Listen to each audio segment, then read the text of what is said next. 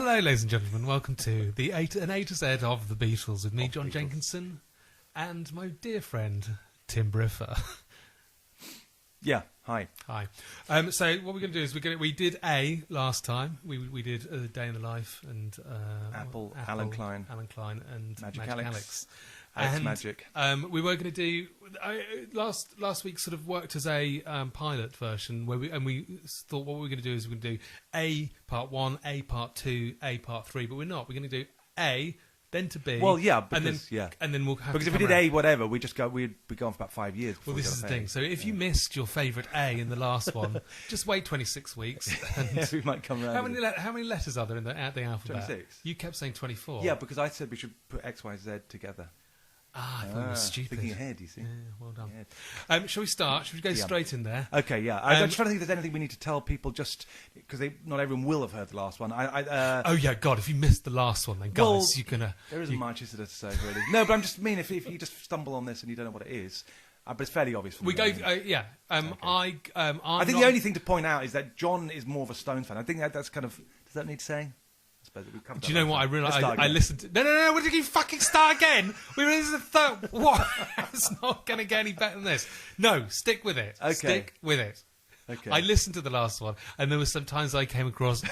there's a bit when you said when they did their last show, and I went, what, on the roof?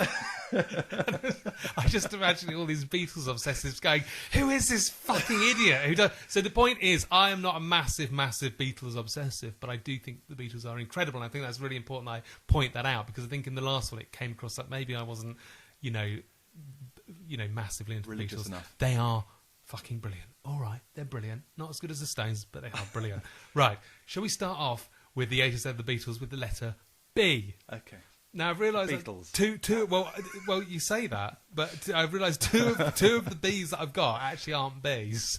Okay, that's a good start. There's Bungalow Bill, but it's continuing story of Bungalow Bill, and also Bigger Than Jesus. Bigger than. Well, that's all right. No. He said we're more popular than Jesus. Yeah, it's always quoted as bigger than, but yeah. Right, fine, yeah. Okay, so we're going to stick with them anyway. But okay. I think we should actually start with Beatles. Beatles, yeah. Because it's a really bad name.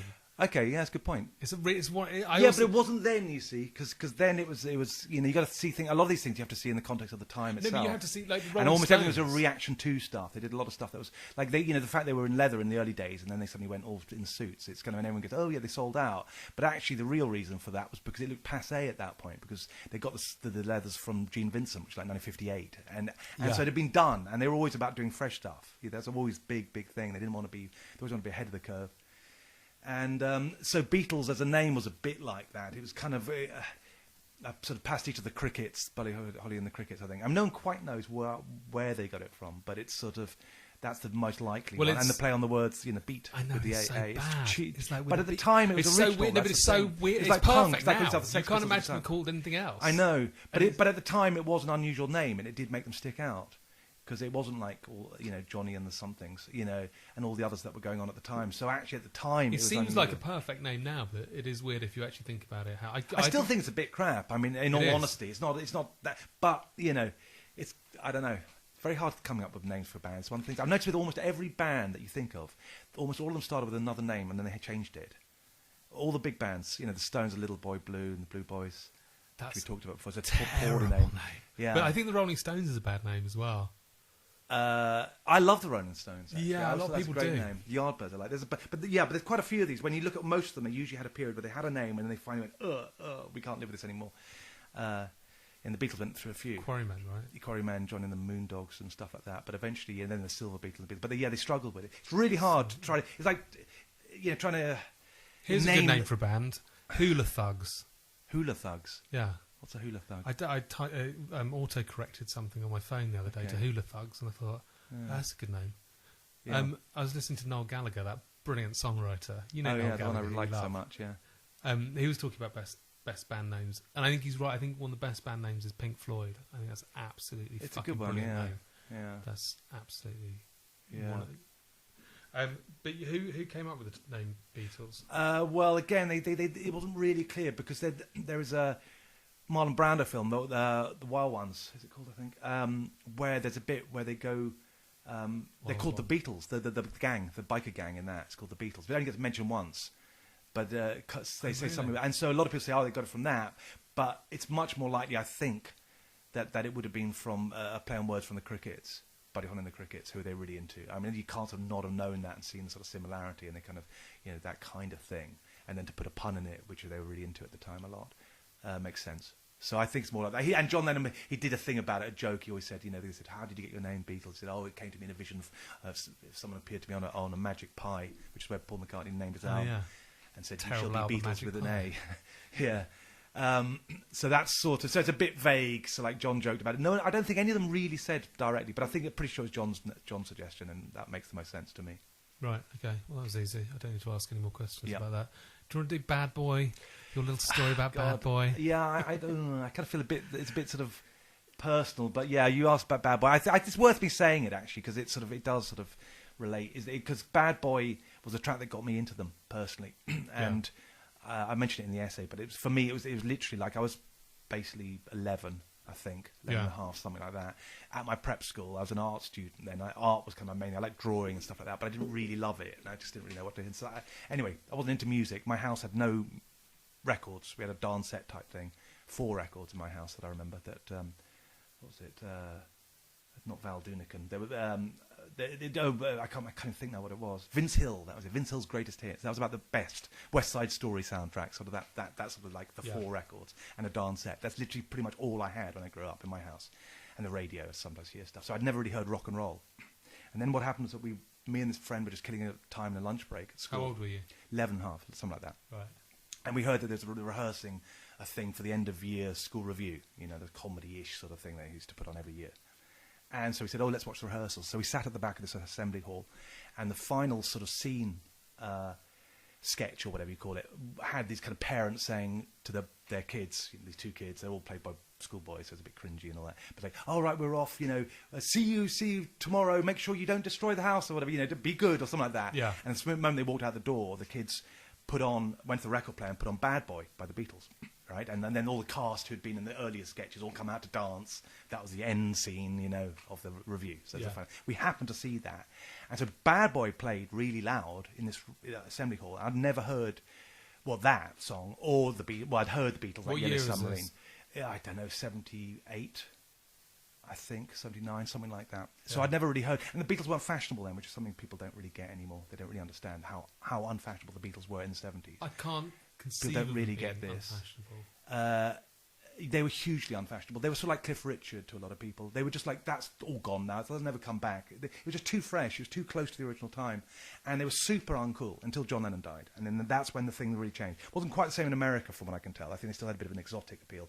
But that's why I think John Lennon was a bit mixed up about the Beatles. Because they were so uncool. That's why everyone said with Ringo was a shit drummer. Why did on Saturday Night Live they used to make that joke of saying we'll give you 600 quid if John and Paul will come? Because there was still a big story, especially there was endless stories about them reforming. That was a big thing when I was a kid. Then who gave? Because they were huge. I mean, you couldn't deny they were the biggest band. Okay, they were planet. still the biggest. Oh yeah, I mean, no one denied that that was they had been that, and things have moved on, and they looked incredibly uncool. When you think of this was sort of, the time of Led Zeppelin and whatever, the Beatles sounded really naff in comparison, or weak. People hadn't really had time to really sort of, analyse them and sort of see the subtlety. So they're kind of dismissed as a yellow submarine, I want to hold your hand, that kind of thing. That's what most people knew them as. And that's how I knew them, really. So then going back to the thing, I heard this song play. And it's loud, Bad Boy. And I didn't, like I said, I had a dance set, so I never heard music loud before. And for me, it was like a complete religious experience. It really was literally like that, because I remember just getting goose pimples, shivers, on my back, and just going, it's like electricity, just like going through me. Like, what the fuck? It wasn't just sounding good. It was just like this fucking physical thing. And when the song ended, I then turned to the guy who's next to me. He's called Goddard, Mark Goddard, who we call God. And I said, what, do you know who that was? And he goes, yeah, it's the Beatles, Bad Boy. My mum's got it. I was like, she's got it? Can I come around? Can I come around and stay?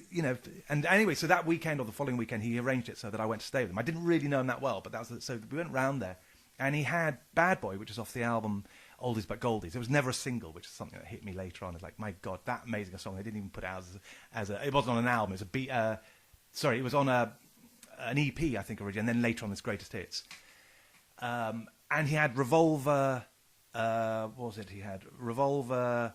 with the Beatles, Hard Day's Night, and that one, Oldies But Goldies. And so that weekend, I basically just listened to the Beatles, nothing else, just non-stop. And by the way, I started writing songs right after hearing Bad Boy. Like before, I didn't play guitar. I started writing songs about 3 days later, just in my head and writing lyrics. I just immediately was a songwriter from that moment. Yeah. So it's a complete sort of like religious experience. So that's sort of how I got into them, was through that one track. So that's my sort of Bad Boy thing. It's an amazing fucking track, but it was like a lot of these ones, you don't really appreciate them until you really hear them loud, and you just go, fucking hell, this is so exciting. But yeah. Yeah, I've never heard the Beatles played in that context, like in a club. Well, yeah, you don't often hear them. They always play obvious tracks. You've got so many, when you've got 250 songs to choose from, you're very rarely going to choose Bad Boy. There's so many others that you're more likely to put on. That's the trouble. There's so many songs that you don't really ever hear. It's weird, though, you having that experience, because I don't think people have... You always hear about people having those experiences with Chuck Berry. You know what? I think I was really, really lucky, because my experience coming from the situation I was in, almost no one would have been in that situation. It was very parallel to hearing Elvis in 1958. This is what I mean. And it couldn't happen now because you'd have heard the Beatles Rock Around the Clock. There were those those songs, honestly, it was so parallel. Going from black and white to Technicolor moments. Yeah, absolutely like that. And I'm really grateful that I didn't hear rock and roll. Now. Almost everyone knows the Beatles at the age of 4 now, and they've heard it and they know loads of tracks already. And you hear it in supermarkets, wherever you go. You didn't back then. It wasn't the same thing. And also, I was in a small town in Sussex, so it wasn't like that anyway. Yeah, and you've been chasing that initial high ever since. Well, I got that initial high a lot of times, but yeah, in a way, yeah. But that was my personal. It's funny I tried not to make this personal, this whole thing, but it's hard to avoid because that one is. It's funny you say everybody knows the Beatles now from the age of 4. Do you think they do? Well, maybe not from 4. They'll have heard them. But do you think they'll have heard them? How popular are the Beatles? It's really hard to gauge how popular the Beatles are. Well, I think one way you can do it is, basically you can play almost any Beatle track. Very few people will not have ever heard it before. They might not know it. Really interesting about music at the moment. I don't know if you saw any of the Brit Awards, or you hear sonically music has changed so much over the last 10 years. It's if you listen to anything in the top, the Apple charts top 100, nothing sounds like actual musicians playing musical instruments now. Yeah, nothing. Music is never played. This is something I always sort of say about people don't realise this. Even with rock bands, the songs you hear when you hear a song on the radio, it was never ever played. Yeah, it was assembled. Yeah, you know what I mean. It's even a rock band, if it's Coldplay or whatever, a rockish band or whatever. Most likely they laid down the drums to a click. Yeah. And then they added the guitar and the bass, and then they added the keyboards, and then they added the vocals, and they redid this, and then they, and so it was never ever played. Whereas almost every single song in the 60s was played. What you listen to is a band in a room with a few bit of sort of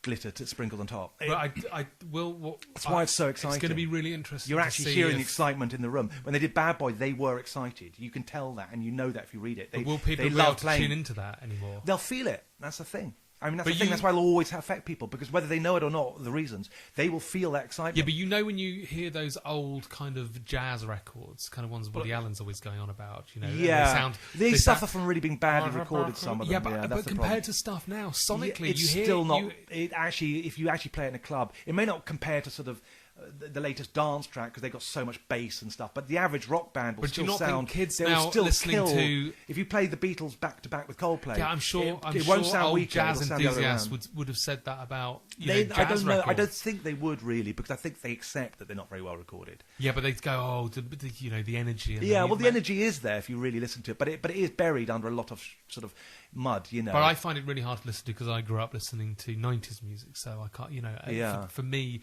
I mean, and that's the stuff that actually sounds weak. If you actually listen to some of those productions, a lot of those records, they sound really badly done, a lot of them. They don't really hold up. They've often got tinny sounds on them and stuff like that. The Beatles haven't really dated. Even the very earliest stuff sounds fucking thick and fat when you hear that in a club. You've listened to Please Please Me, that album. It's really sort of holds up. I'm just not sure if teenagers will listen to music. Yeah, I think they will. It's not got the same place in society, music, as it used to. It used to be all you had pretty much once the channels closed down at 11:30. What else do? You put on a record. So that's all you've got then. There's not even videotapes and whatever. Nothing to rewatch anything. You just you didn't even have video games then. This is before Lennon died, say. Even quite after. But so now you've got so many other things. So it won't take that place of being this sort of primary entertainment where you just literally listen to music and nothing else. That's sort of gone, I think. Some people do it with headphones, but I think generally most people always do something else at the same time. It's become much more background, but the actual quality of it is like Beethoven. I just don't see any reason why it would go away. What you've got to realise, though, is I was talking to my friend about Madonna and talking about how I think she is not going to be incredibly Yeah, I don't think she will be. She'll be like Cliff. She'll gradually fade out over time. She'll be in the books. If you look, though, there are people who were incredibly famous in the 1940s. Yeah. Are we okay? I'm just making sure the battery's okay. There are people who are incredibly famous in the 40s who no one remembers now. Yeah, because they weren't recorded. That's the problem. But the ones who once you got into the times of decent recordings, or their films still exist. But they had very bad quality then. Now, at a certain point, we hit pretty much decent. Fame doesn't sort of. You don't accrue an amount of fame and then gradually that dissipates. You do, over time. No, you do, depending on if you're hyped or not. If it's genuine, because you can hype a band into fame, you can hype an artist, and some are more based on hype than others, and especially on looks. No, but I'm saying that someone like Madonna, who was incredible, one of the most famous people in the planet, 25 years ago, I can imagine in 25 years' time, people won't even, teenagers won't even know who she is. I think that's correct. So it doesn't. What I mean is, fame doesn't dissipate in the same way for everybody. You don't accrue this 100% of fame, and then gradually over time you go down to 80%. Yeah, 70%. So it's entirely possible that something could happen musically, and the Beatles could just disappear. No, I don't really think so. I mean, you can't. A nuclear bomb might arrive. Failing is something like crazy. I don't see any reason, because it's the same reason why Beethoven remains popular and Shakespeare remains popular. Yeah, but there are other classical composers around when Beethoven was around. Yeah, but again, that was mainly the problem, that they weren't recorded. That's true. I'm sure a lot of there could be others. Look at people like Anthony Newley, yeah, hugely famous. And then but again, if you actually look at what they got, you can see time is at the great leveler, really, when it comes to art, because really the average talents fall by the wayside, because you're always getting new stuff all the time. The total amount of rock and roll is going to get bigger and bigger and bigger every day, obviously. So people, they're not going to. The average talents are going to be more or less weeded out over time, unless they're current. If they're a current artist, they'll listen to Harry Styles because he's current, but he's not going to last. Once he's gone fat and bald, he's going to be gone. Because that's his main selling point, as far as I can see. I don't really know any of his records, to be frank, but if they were any good, I think I'd have heard them. And that's now. So what he's going to be like in 25 years' time? It's very unlikely. He's going to be like David Essex. Well, David Essex did actually make some good records, actually, but not enough to really kind of cement his status. Harry Styles made a couple of good records. Well, maybe he did. I can't really say. But the Beatles made 250. So that's very hard to match. So you can go through loads of bands and find. I agree, but culture is very hard to predict, and some things I don't know. I just worry that people will listen to the recording and go, "I don't know what." Yeah, it doesn't sound like music. It just doesn't matter because it's just so visceral. You look at it on kids. It affected me at 11. I wasn't something unique. That's why the whole of America went nuts. But you hadn't heard. Your ears hadn't attuned themselves to digital. It doesn't matter, because it's the excitement. I'd heard other stuff. I'd heard modern stuff that was on the radio then. But when I heard that was just the excitement in that one track. Fine. That's the thing you can't replace. The harmonies, the amount of musical interest that's going on in those tracks. You could re-listen to them over and over and still discover stuff that you hadn't noticed. Magical sort of things, patterns and stuff in the background, or harmonies that you didn't notice because you're focused on the lead vocal. And suddenly at some point, once you've heard it loads of times, you sort of drift off and you kind of focus on the bass guitar line or something, and you go, oh my God, I hadn't realised how fucking extraordinary that bass line. How many records can you do that with? Most of them you've heard everything, you've absorbed it all within 3 hearings. There's no surprises in there. Like Madonna, there's no surprises once you've got over the basic hook. What are you going to discover buried on a fucking Madonna record? Fuck all. Quite agree. You know what I mean? Bungalow Bill. Yeah. Even though it's the continuing story of Bungalow Bill. I wanted to do a thing for Viz, actually. I was going to send, I've written a couple of little comic bits for Viz, spoof articles, and I want to do one about that sort of an expert warns Beatle biographers that they're running out of songs that you can name their books after, because every book is like Ticket to Ride, sort of Can't Buy Me Love, The Beatles on the Road, or whatever, And I was thinking that they're down to 10 songs left, and one of them is the continuing story of Bungalow Bill. And so they're trying to find, so the publishers are desperately trying to find a builder called Bill, who can do his life story. But, so the continuing story, what do I know about that? It's got Yoko on it. Who we love. I think we'll be coming to Yoko in a minute. Or actually, it's probably one of the only ones where it really suits it, actually. She went out tiger hunting with her elephant and gun in case of accidents. He always took her mum. what's the line that she sings? I can't even think what it is, but she sings this kind of little line, and it sounds like a little child sort of singing it, and it actually sort of works in the context. But I don't know what to say about that song. I don't think I've got anything particularly of interest other than that. I think it's a bit of a throwaway one for me. It's a bit of a sort of an exercise in, can I write a story song by Paul kind of thing. Yeah. Move on. Yeah. I'm trying to think if it was Paul. It was John, wasn't it? Yeah, what am I saying? But anyway, it doesn't feel like a throwaway. Fine. Good. I'm glad we kept that one short. Yeah. I think that's important to do that. We should try. Right. I should try. Then let's do Bigger Than Jesus. Bigger Than Jesus. What can I say? I mean, well, I'm sure anyone who listened to this would know the thing. I mean, he said it in 1966, I think, to Maureen Cleave of the Evening Standard. He'd read a book on I don't know what, about Jesus' life. John Lennon had read a book on Jesus' life, and it's just like telling it as Jesus the man kind of thing, and talked about his disciples or whatever.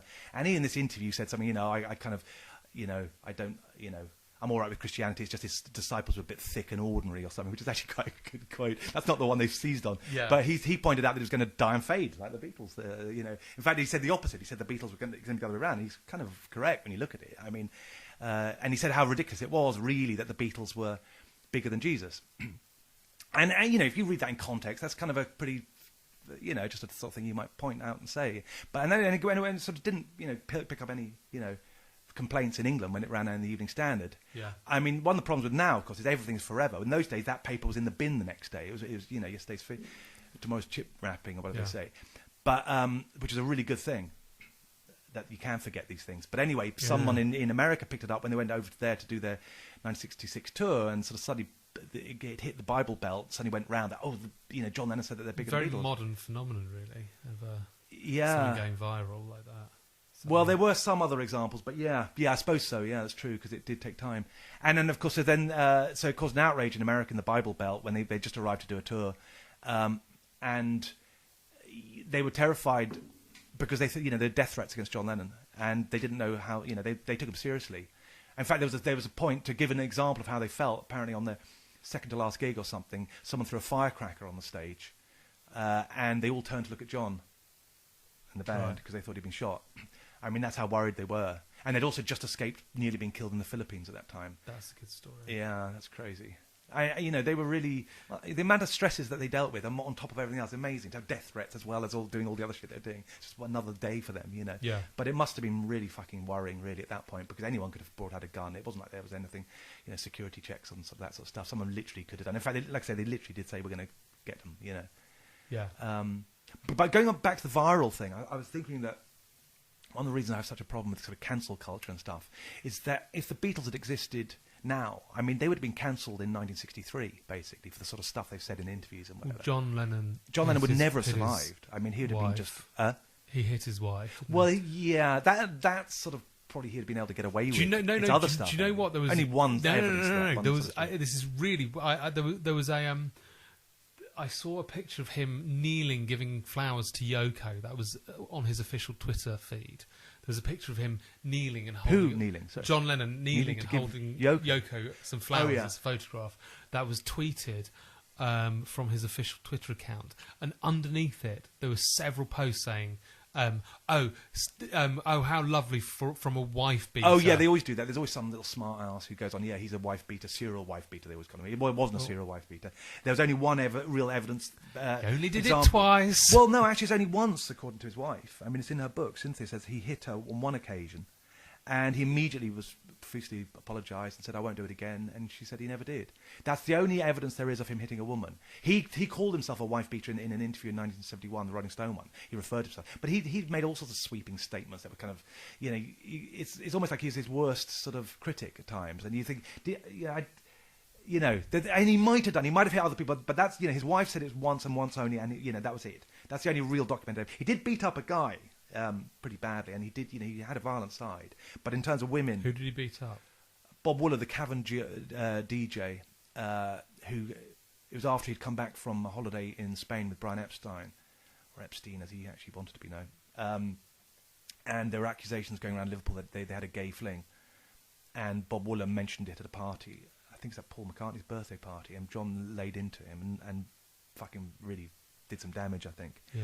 And that made the Daily Mail. That's what I mean about these stories. Cancelled. There's something that would have cancelled these people. You know, I mean, the one that gets me, and there's lots of things that they would have been cancelled for. I mean, obviously some of it's part of the time, but I mean, one that I find hilarious in a way is that, you know, when they played Germany, they did Zeke Heil sort of in March. Zeke Heil to the German, you know, outside the hotel. You know, they had thousands and thousands of fans outside. Yeah. He does a Nazi salute, you know, to them, which is really fucking.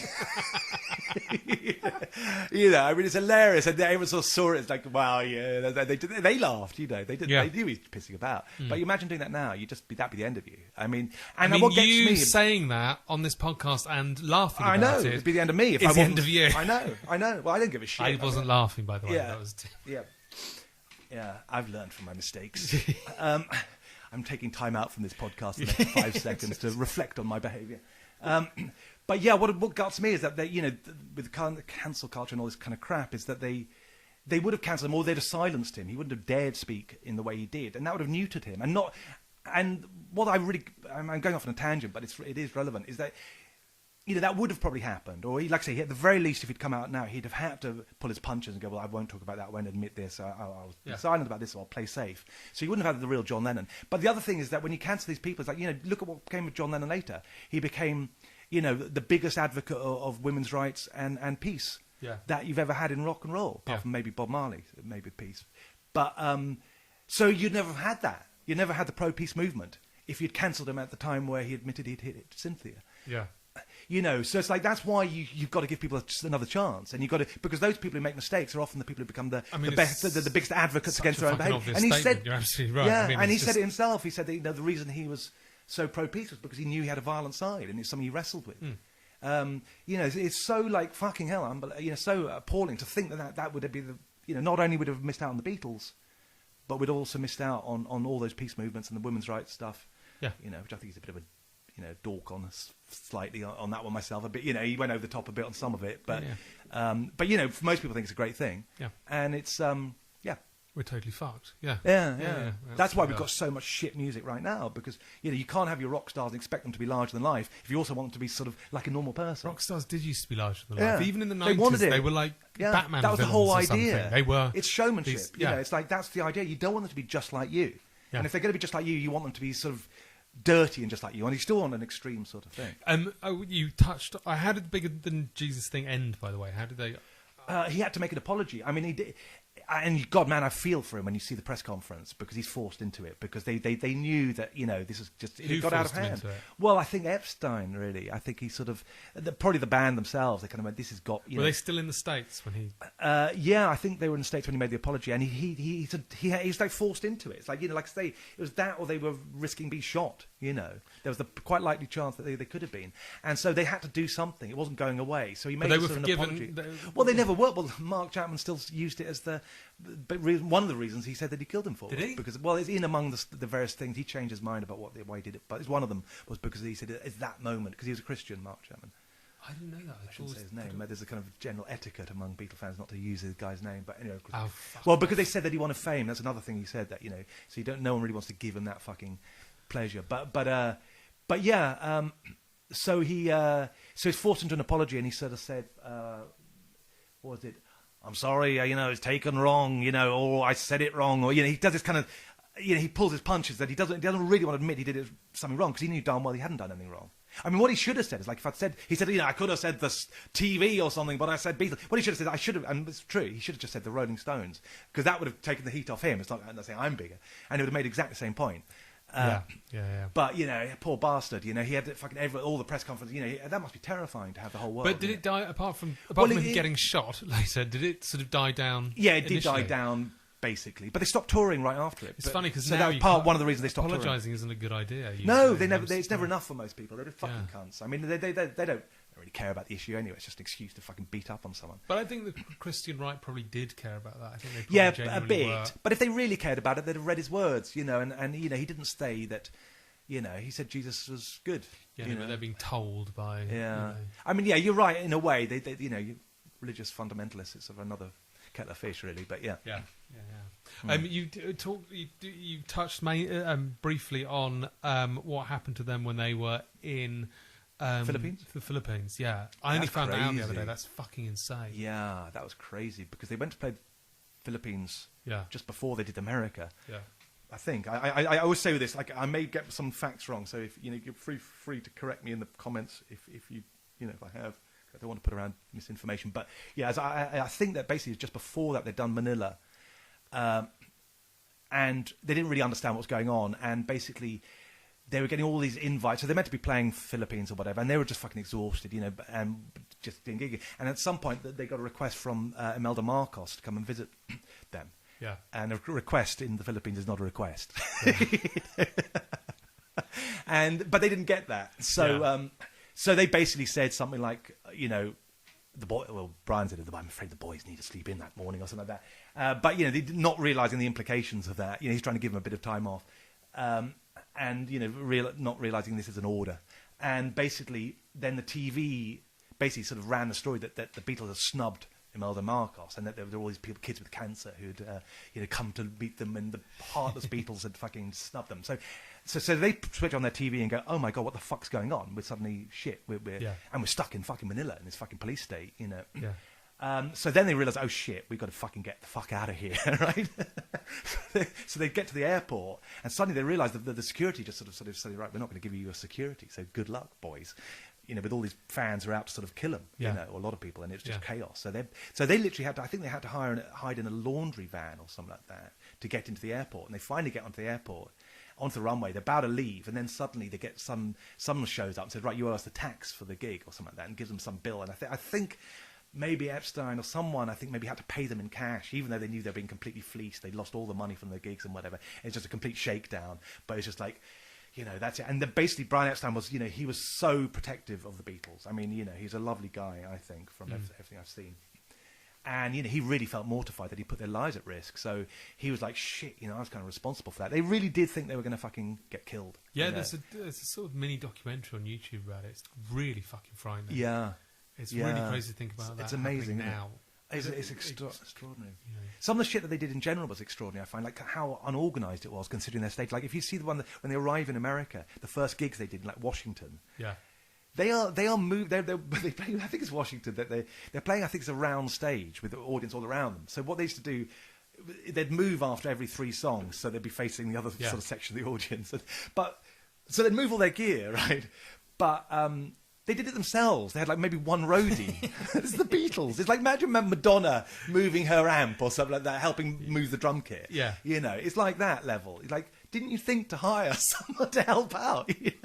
But they didn't. In those days, everything was kind of so new. No, I guess no one was playing those kind of level gigs hardly, and But it's just amazing how badly organised it was. But yeah, anyway, so Epstein felt really bad about that, and then they faced the bigger than God stuff in America. So basically, all in all, that was a big reason why they quit touring at that point. Plus the fact they couldn't hear themselves on stage and stuff like that. But those 2 events were major as to why they quit. So which is also actually in a way was a blessing in disguise. When did they quit touring? 66. Candlestick Park, I think, was the last gig. I think it's 66. What was going on in 1969 as far as live shows? So they managed to... Could they have done a big tour? Could they have done? Well, I'm just talking... The Stones started hanging the amplifiers, didn't they? It was getting... That changed everything. Well, yeah... I'm trying to think when. I mean, Stones did Hyde Park in '69, was it? '69. Oh yeah, it's still pretty. I mean, it's still pretty ropey when you look at what they've got on stage. It's Wem speaker cabinets. I don't think they really sussed out how to do it yet. I know it's good they broke up in 1969, 1970 and didn't sort of humiliate themselves, but I would fucking kill to see a parallel universe like the Beatles play Wembley Stadium '87. I would fucking love to have seen that. Yeah. John Lennon didn't die. They come. Well, that's my other essay. Yeah. I got another essay in it's on the website if anyone's interested. But what if it had been Yoko? And it's a parallel universe where John survives it and Yoko's been assassinated and everyone has to sort of pretend not to be happy. Get back together. Although I didn't include Live Aid, but because I couldn't kind of work it into the story quite. But yeah, I mean, yeah, it would have been. I don't think they'd have played together. I think Paul McCartney would have played America, the Philadelphia Live Aid. John would have played London, or the other way around, and then they'd have got back together in about 1987. But I told you in the story, it's like the 2 of them get together as the Nurk Twins, which was their original name, right. And they did some gigs in the pubs in in This England. is your fantasy of what happens. Yeah, so they do a rock and roll covers album together, which nearly would have fucking happened if it was Nah. not for Yoko. No, they'd have That's the sort of thing I could imagine them doing. They'd have because looked they'd like have known the Genesis. pressure would have been so big for them. Anything that they recorded as a 4-piece would have been held to the same standards as everything they'd done before. And I think the nerves would have They just would have killed done it. that. You know, Eric Clapton's suit, 80s suit with rolled Armani up one, sleeves, the yeah. Armani. They'd have all been wearing those. They'd have had their long hair, and they'd have played Wembley They probably Stadium. had different haircuts. That's the thing. One of them had short Ringo hair, would one of have them had had long hair. One Yeah. might have had a ponytail. They'd been just like really Expensive ropey. Armani They wouldn't have looked glasses, and, yeah. you know, yeah, they looked very middle-aged, but they synths. Oh god. Of course. Yeah, no, they'd probably have some extra players with them. Yeah. Yeah, they'd have synths and Yeah, a so- brass section. DX7, Yeah. Yamaha synthesizer. I would fucking love Imagine to see that. that. Yeah. And everyone goes, "You blew it. You spoiled our image. our memories are destroyed now." And they'd have obviously, like, you know, the Stones and the Beatles' rivalry. Bob Geldof would have done. The rivalry between the Stones and the Beatles would have carried on through the 90s as they both just went on these mega tours. Oh god! Thank God that didn't I'd happen. love to have seen that. Fucking love to have seen it. Do you want to see Brian Epstein? Yeah. What can I say about him? Well, he's their manager, and it's pronounced Epstein, and he got always annoyed that everyone called him Epstein, but it never got corrected. Really, he's still known as Epstein. Brian Epstein. Well, everyone knows now they're calling him Epstein because of Jeffrey Brian Epstein. Epstein. I think that's actually starting to because it sits better. Oh, now. well, there's, that's you know, every cloud. Yeah. At least. I don't know what to say about him. Well, what do you want to know about him? I mean, there's a lot of things. You know, what do you say? He's their manager. He was Jewish. He was gay. That covers it. Okay. Yeah. And he's dead. And he And killed he's himself. dead. He Oh, died you could of talk about his death. with barbiturates. Yeah, Another whether it was bee. accidental or not is sort of a bit unsure. Yeah. Yeah. I mean, there is some murkiness with a lot of these sort of. It's an rock stars. unbelievably depressing episode, by the way. I don't know if you picked up on that. Yeah, might Yeah. be just the mood in the air at the moment. I don't know, but yeah. What do you think? All the topics are Yeah, they're all Damn. really depressing. are they? Okay. You know, maybe the next we one's should- really maybe we depressing shouldn't as well. Dwell on It's his death, fine. then. There's nothing wrong with that. Yeah. Let's talk about Jeffrey Epstein. Died in Warbleston as Epstein. well. Brian Epstein. Yeah. Let's Epstein. talk about Brian. Let's Yeah. talk about Jeffrey Epstein. Well, I mean, not I don't know hanging what. himself. I mean, thing is, I mean, yeah, he was a tragic character actually. The odd thing is also how old he looked because I mean, you know, he was only about 28 when he died. I saw the, And you think of him it's as about 31, 40 I or think. something. Was and it? yeah, Was and it? you You think of this much older manager. I know. It's funny how people looked older then for some It's reason. really shocking, and of course, because he always seemed much older than them as well. Yeah, I Sort of know. saying, oh, Brian, He's Brian only will know what to do. He's, you know, Well, he can't have been more than what was he? 31 was he when he died? I think so. Yeah, I might have got it wrong, but And they would have been about 25, so Yeah. 6 years or yeah, something. yeah, Yeah, Yeah, it's not it's- that much. But no. to then, that's a massive difference then. yeah. So where did he come from? How did he? When Well, did he he was just start? a Liverpool, it's rich family that had a sort of. They ran Nems. It was a music store that basically sold pianos and sort of sheet music and all sorts of stuff. And he was there sort of put in there by his dad or something like that. And then he suddenly decided he wanted to sign up a rock and roll band. You know, he was a bit of a sort of sad character. He'd gone to drama school. I think he'd failed or something. Dropped out. He'd been done for importuning. So that they knew that Right. because he basically liked picking up a bit of rough in the toilets, you know, and that sort of stuff, a bit of rough trade. Yeah. He was into that, which in those days it was illegal. I mean, being gay. Mm. So he battled with that on the legality and also just the public shame of it, you know. So he had to hide So it. he was he's- caught. He'd been caught. There'd been something. I can't remember which one it was with a soldier, Beefeater or something like that. He'd had something with. I think they'd try to blackmail him or something like that. But anyway, so he got into this nasty business we won't talk about in the family. Yeah. You know, and then when he wanted to sign the rock and roll band, he found them. You know, he wanted to do something different or whatever.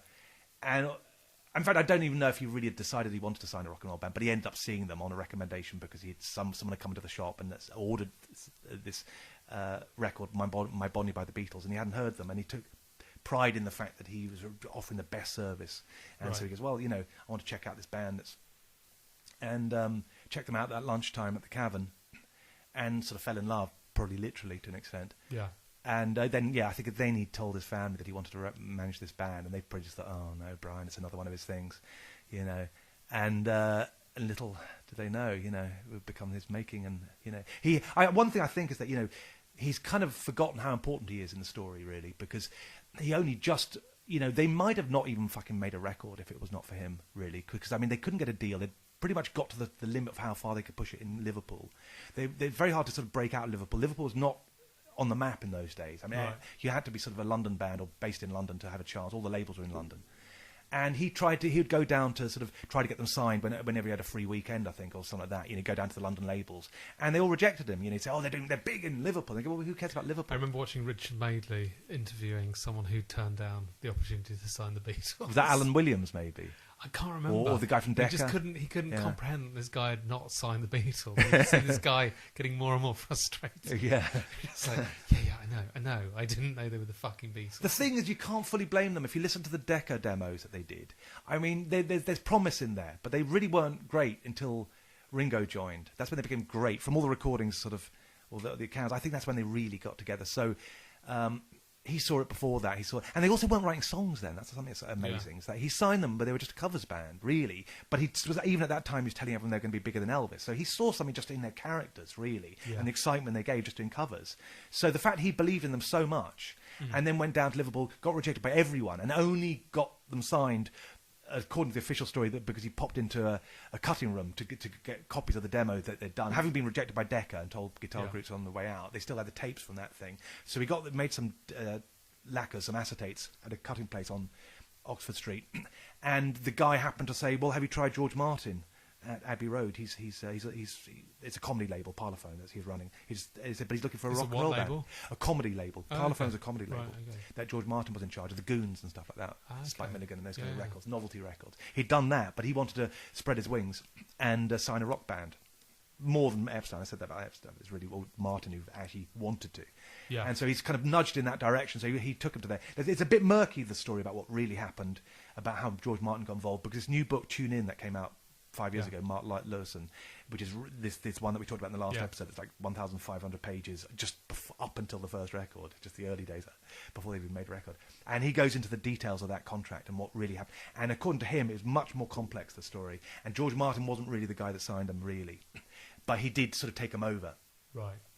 But anyway, either way, it was basically Epstein was fucking, I don't know what he'd have done if he'd gone on any longer, because once you've been turned down, there weren't that many labels. So once you've been turned down by them all, you're fucked. That's it. The band may as well just give up. And they nearly gave up before then as well. They came back from Hamburg one time, didn't even see each other for a few weeks. I mean, they were so, it's like, there were quite another occasion where John Lennon nearly fired Paul as well. Not exactly fired him, but just said, you either got to give up your job or do this full time or not. There were a few moments in their history early on where you could have seen it could have not happened at all. Lots of little things at various points. And then it continues throughout the whole story, this as well, when you get to how they played America. It's basically these tiny coincidences that nearly didn't happen. The fact they played the Ed Sullivan Show when they did was only because of a chance meeting. Ed Sullivan happened to arrive in London on a visit through... and because they weren't, they're unknown in America. Yeah. They'd released several records, none of them they'd all flopped. And Ed Sullivan happened to come in on a plane journey, saw all these fans who were waiting at the airport. He's held up because they were all waiting for the Beatles to arrive from a TV show they'd done in Sweden. And he said, "What the fuck's going on here?" And so he went, "My God, there's a phenomenon going on in London, in England." And so then I can't remember exactly how it worked, but he spoke to Epstein and so said, you can have the... I want them on the show. And he said, and he held out and said, "Well, we'll only do it when they're number one in America." And he managed to then talk their American label, Capitol, into finally getting behind their next single, which was the 5th single in Britain, "I Want to Hold Your Hand," and actually said, "Look, you've got to back this," because up until then they just released them and not promoted them. Whatever. And he finally got them to sign and go, "Okay, all right, we'll actually promote this." And the moment they fucking started to really push it, it fucking went like a bomb immediately, and suddenly it was just, number one, like nothing else. In fact, they're the top 5. Number 1, number 2, number 3, number 4, number 5 are all Beatles songs.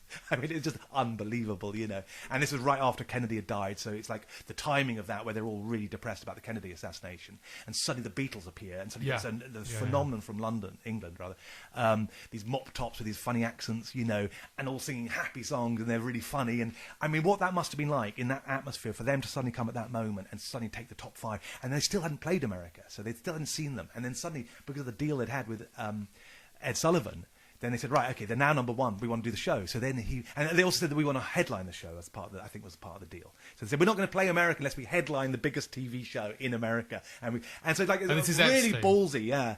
And they fucking stuck to it, and then they did it. So he gave them the headline slot, and they did, in fact, 2 weeks running. I think they got the headline in the following episode as well.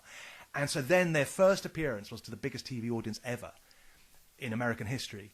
And it's such a phenomenon that crime in New York actually went down to the lowest levels that it had been since the 1920s, because even the hoodlums were fucking. I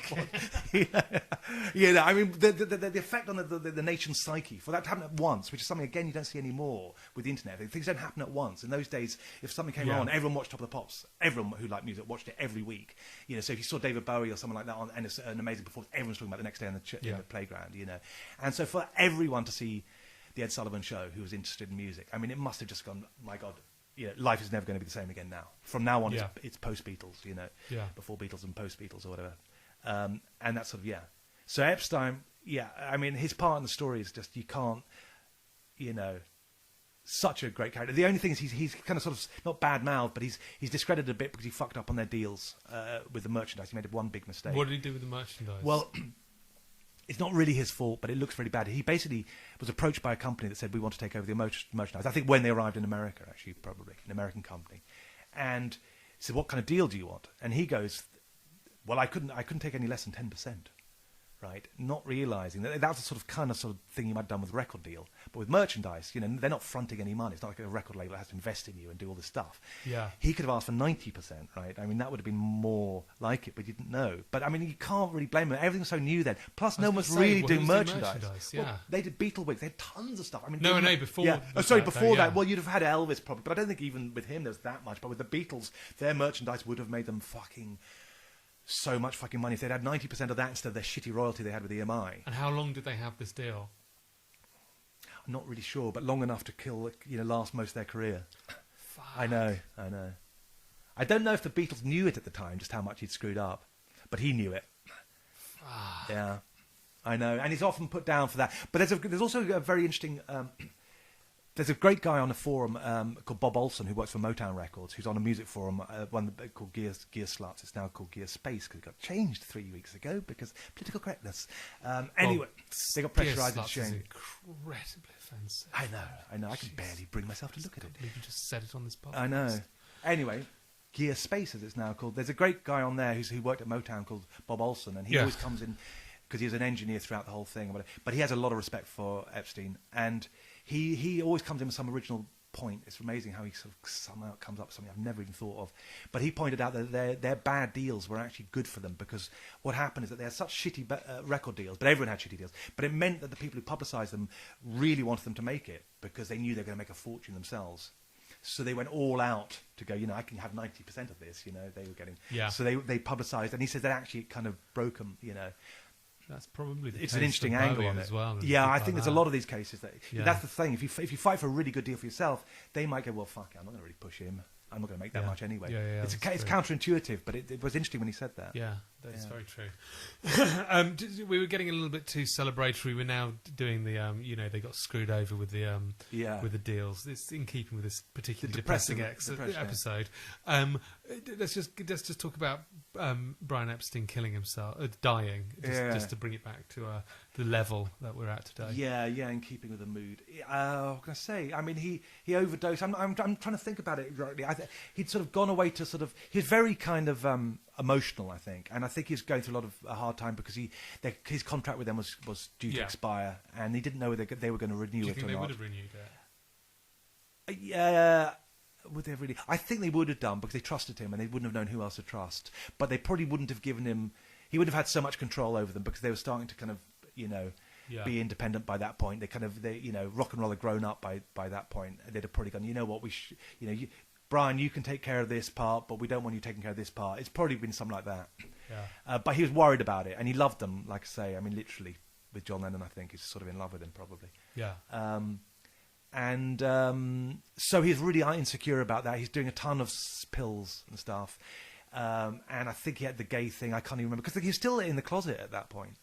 Yeah. I mean, he wasn't officially, admitting to being homosexual. So, he's leading this double life. I mean, I don't know if it would have mattered or not, but it might have done. It might have been a bit of a scandal if it had come out. But, I mean, anyway, he was worried about it. Would have been nice. So he's leading this double life, sort of pretending he's this one thing, and then meanwhile he's off to these little gay orgies on the side and doing loads of pills, and, So his life was sort of falling apart at that point. And that's when he went off to get away to in the country for a couple of days, and then I think he's rung up someone to join him, some young boys or something like that, and they didn't show up. So he's, the official version is that he's feeling very lonely, depressed, rejected, and took an overdose. But you never know with these things, and there's a lot of them. There's all sorts of shit that goes on this stuff, and it's possible that something else could have been involved. It's kind of murky on I can't remember exactly all the details on how they found him and stuff, but it was kind of it could have been something else. I think there are people who think he might have been bumped, and Yeah.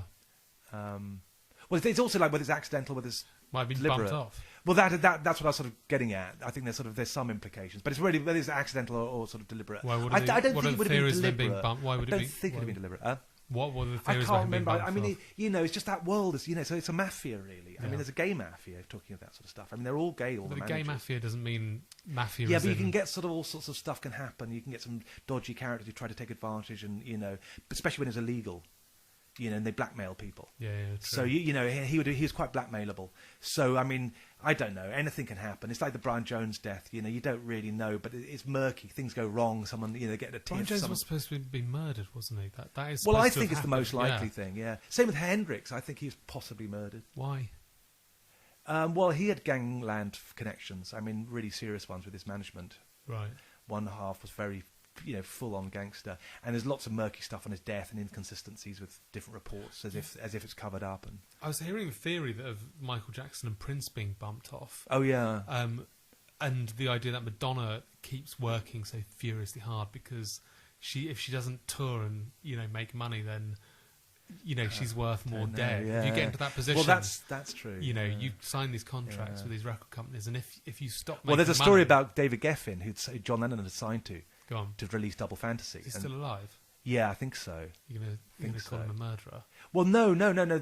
But there's a story. I think it's in Albert Goldman's book, which is pretty scurrilous. Okay, so fine. I wouldn't necessarily take this as definite. But that when he heard on the radio that John Lennon died, he said, "Yeah," and rubbed his hands together because he knew he was going to make a fucking fortune on that album. Well, it's true. And the thing is, Yeah. if you think about it, you've got. And again, you see that talking you've of got the Prince status, signed, his sales were going down at that point. Yeah, so but that's, Prince and Michael Jackson, if you've got them signed and they're not making a load of money, Yeah. you know that if they're dead, you will make millions. yeah. So you basically got a hit on your head. Like if Madonna stops touring and making money, then she knows that. If Well, they and also a lot of them bump did her off- complain that they were made to be on the road and they didn't want to do it. So Yeah. we don't really know the actual what really went on. Yeah. And plus, they never made any money. I mean, with Jimi Hendrix, I mean, it's really tragic what happened to the other guys. I mean, Noel Redding was at one point living, I think, in Ireland in a house, like a cottage or something, with a roof that was kind of half off, and he was eating pigeons he'd found for food and making homemade wine. And you go this, that's in the sort of 80s or whatever. He spent all his money on lawyers trying to get them find where their money had gone. Then their manager died in a plane crash. Or allegedly, I mean, again, we don't even fucking know if he did or not. I mean, it might have been whatever, but basically that money vanished. No one really knows what the fuck happened to it, and that's there's a lot of money with Jimi Hendrix experience. But Yeah. it's awful, these stories. It is the most depressing episode. It's really depressing. we ever do. Yeah. So as we're doing the most depressing episode, why don't we finish? How long we got? What time is that? 52 minutes. Okay, well, the one last more sort at of least, 10 minutes. Why don't we Yeah. just do the breakup of the Beatles? Breakup. B for Going, breakup. we're not being very sort of... It's a drizzly no, May no. What I meant is evening. we're not being very chronological, are we? But that's the problem with doing it by alphabet. That's the Yeah, point. I know it is. I want to do it like that. That's Yeah, much better. That just occurred to me. But okay, breakup. Well, I told you before my theory on the breakup. I think it was primarily that bit of paper they signed where after Epstein died, where they'd previously had a thing where all four of them had to agree to everything to do anything. So if Ringo said no to anything, they went, all right, if you're not happy, we can't do it. So it's a great way of running a democracy in a way, because you can still have one guy sort of order everyone around so long as everyone else is happy with it. So Yeah. it's got to be a good dictator, if it's on one song or whatever. So and anyone doesn't like that song at the end of the day, they can still say, I don't want that released. And they signed this paper after Epstein died, which basically made it a sort of majority rules, and that's how they, Alan Klein, they overruled Paul on that, and I think that sort of created this sudden, okay, now it's 3 against 1 rather than all four. Yeah. Had to do. I reckon that was in essence what was the problem and what led to all the other shit. They could have probably survived it, or they could have survived it with Epstein as well, alive, whatever. But I'd say that's at the root of it. But also, I mean, I think it was a kind of a natural sort of thing. There were lots of things they were all unhappy So it's with. they did Let It Be. Yeah, well, they recorded Abbey Road, but Let It Be didn't end up getting released until later. Abbey Road was the last Right. recordings, but Let It Be because it was kind of in this movie. It ended up coming out after they'd already basically split. So it depends. The order is, like I say, Let It Be recorded first, but it was released last. So right. So they recorded Abbey Road. Yeah. So they'd done the Let It Be sessions, the rooftop gig, and then they went to do Abbey Road. And everyone kind of assumes it's sort of inevitable that they were going to split then, because you obviously had various things. Like everyone's pulling in different directions. They're all having kids and stuff. And once that happens, it's like suddenly music isn't the first thing in your life anymore. When you're 21, you've got nothing else. It's always all four of them would have said, yeah, music's my number one thing. If you'd asked them the same question in 1970, they'd have probably said, no, my kids, or Yoko or whatever, or heroin. In his case, he'd probably go, well, it's either Yoko or heroin. I'm not sure which. Definitely not music though, or politics. Yoko or heroin? Heroin, please. And so once it's no longer your first priority, then sort of, having to go into the studio because, George is at home with Patty and suddenly Paul says, we want you to come in the studio. And George is, oh, God, I got to drive to fucking London, to do... my accent's getting worse as that time goes, so I can't actually do a George one if I put my mind to it. And I can sort of see it starts to kind of go, I've done that in my life. I remember George saying, I heard him talking about saying that, when he's in the room with the Beatles, he's just George. When he's in a room with anyone else, he's a Beatle. He's so important. Yeah. When he's with them, he's just like, Yeah, and it's a good thing and a bad thing, really, because they were the only ones that weren't in awe of each other, and literally the only ones on the planet that weren't in awe of each other, and they literally remembered all their early days. A fucking Beatle when he walks in a room, I know, yeah. When was the last time? So what was the last time? But the thing is, everyone assumed that. So it's always like this. They knew that it's going to be Abbey Road was going to be their last album, and it was inevitable, and it wasn't said, but everyone knew it was the final one. So that's why they pulled the stops out and really made sure that they kind of were going to make one last great one. After Let It Be, which they knew was kind of dodgy, and they're still trying to rescue it at the time. It's funny you like that. I know that's so album. funny. It's yeah, fucking masterpiece. That's funny you say that because it's not my. It's the most consistent album. See, I completely disagree. Across the universe and Let It Be. I'd say I disagree on that as well. Yeah. Jesus Christ. I love this about them, that whenever I don't like something, there's always someone else who loves it. And so I always go, well, that... I didn't know that was not a popular album. You're a album. Stones fan, though. Yeah, I know. I think it's their most Stonesy record, along with the White Album. I don't like it for the Stonesiness of it. I like it for the sort of Beatles, the real Beatlesiness. Yeah, well, that was the idea behind it, to be warts and all. That was the thing they said. We want the movie to be warts and all. We don't want to overdubs. John Lennon was really disparaging towards George Martin. We don't want any of George Martin's shit or something. I can't remember what he said. Pretty rude. George Martin made all these things. We don't want any of that shit of his. Thanks. Yeah. Thanks, John. Well, Across the Universe is recorded so horribly. Well, yeah, I was going to say, I don't think that really fits on that one. I think that should have been on the White Album, because that's when they wrote it. It's that period. And it doesn't feel like it's sort of, it's almost a Flower Power song, almost. And suddenly it's on this really, depressing-ish album. Suddenly it doesn't really fit, as far as I'm concerned. And they struggled to get it right, that one. They didn't release it initially, and then Phil Spector sped it up to make it sound a bit better, and they went, all right, okay, let's put it on the album. But I'm pretty sure they kind of knew... There's another take of it, isn't there? I think basically it's the same version sped up, I think. It's the same one. They released it for the Wildlife Foundation. There's another album that's fucking brilliant. The other version that's not on the album. I don't know. There might be another version, but there was one that came out on this charity album, and it was only available on this charity album. And then when it came to Let It Be came out, they Phil Spector kind of revived it and added some effects and sped it up, I think. But I think he sped it up, or did he slow it down? I think he sped it up. And to me, it just doesn't feel like it's recorded in the spirit. It doesn't feel like it's got that happiness in there. But it's a great song. Stunning song. Yeah, it is amazing. Oh, by the way, talking of which, that song, one thing I find amazing is he wrote the song in one sitting. And he said... I'm getting mixed up with a couple he wrote in one sitting, but he basically said the whole thing came to him in one go. And when you think of that, apart from being a real masterpiece as a song, it's extraordinary in the lyrics. But to get the music and the lyrics of that all in one half an hour or something, it's just like mind blowing. It's just like, because it's so unusual as a song as well, all the times and the lengths of the unusual bars. But it sounds so perfect. And it's like, how does that come to you? And it's a song about inspiration in a way, and words flowing through the universe and whatever. It's like a song about inspiration that came from inspiration. Yeah, it feels like that. By the way, sorry, music critic Richie Unterberger of AllMusic said the song was one of the group's most delicate and cosmic ballads. Blah blah blah blah blah. Where's this? Hold on. talk. I want to find this bit of this. Well, review okay. of I'll quickly just say about the ending is that this assumption with Abbey Road that it was the last album they all knew. Found it. Stop.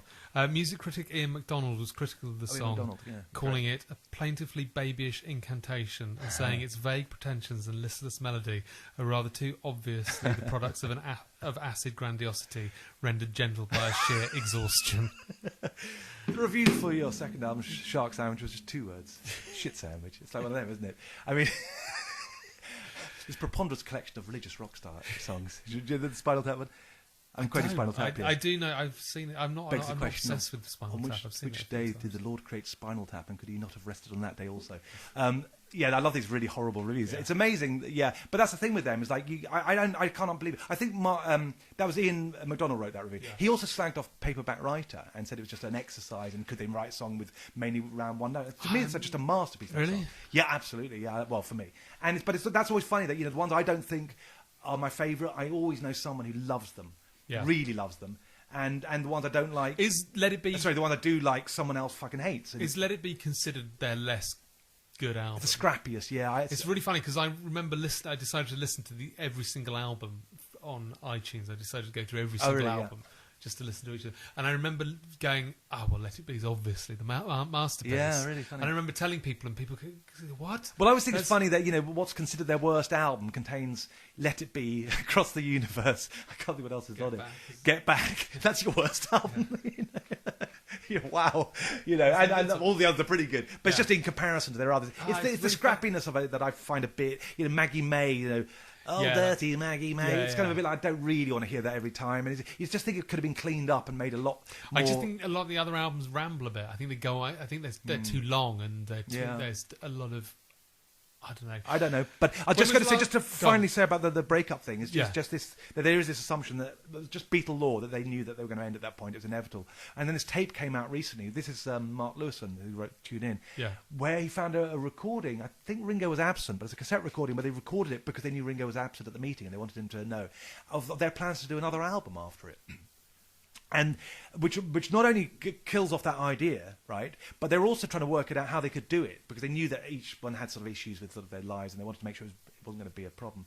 And they actually had a thing where they said, we want to give 3 songs each, including maybe 4 songs each. I can't remember, including 4 to George. And they were insistent. So the same number of songs for them, for George, as for John and for Paul. Which shows that they were not sidelining George, as everyone always argued. There's lots of other reasons to think they weren't sidelining George. But again, it's one of those myths that, George left because he's writing tons of songs, they wouldn't do it. Not true. There's no real evidence of this. And this really kills that rumour off, that they actually wanted to give them the same number of songs as themselves. And they also said 1 for Ringo if he wants it. I think that's part of the deal. But that was really sort of like, my God, I'd never even heard that. And that was only fucking a year ago it came out, this story that they were actually planning another album. So, Wow. It's crazy, isn't it? When was the last time they were all in a room together properly? I think, I think it was just after... Their last session was to fix a song for... I think it was for You Blue or something, to fix the overdubs for one of the Let It Be sections. I think it was just after, more or less fucking 1970, like after, just around New Year's Day almost, like maybe a month after or something like that. But I think there's only 3 of them. So I think the last time the 4 of them were actually in a room, playing... was just before, so they never really played. They literally ended before 1970. It's amazing that it was just. Yeah, I don't think they ever did a session together after 1970. They were a 60s band, even though the album came out in 70. I think that's correct. They were until Free as a Bird, and I can't fucking wait for the Beatles. I hated it when they called them that. It's like, well, they should have called themselves the Fabs for that. I thought would have been much better. But to call it the Beatles was like, no, don't call it the Beatles. I love that when you most people don't remember the fucking Beatles.